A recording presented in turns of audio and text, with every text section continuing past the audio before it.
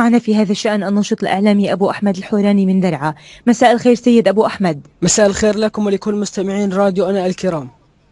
شكرا لك سيد أبو أحمد. حبذا لو تضعنا في جملة آخر التطورات الميدانية في درعا.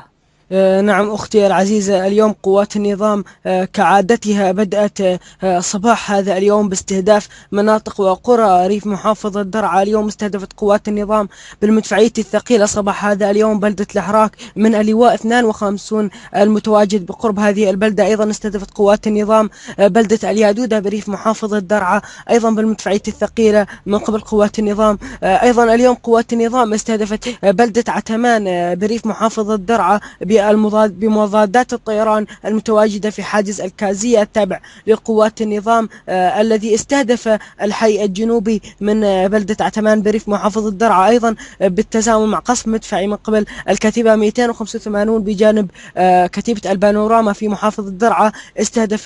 استهدف هذا القصف أيضا بلدة عتمان. أيضا اندلعت اشتباكات عنيفة بين الجيش الحر وقوات النظام على الجبهة الغربية لبلدة عتمان، وأيضا تبادل فيها لإطلاق النار بالأسلحة المتوسطة والخفيفة بين الجيشين الحر والنظامي. أيضا اليوم قوات النظام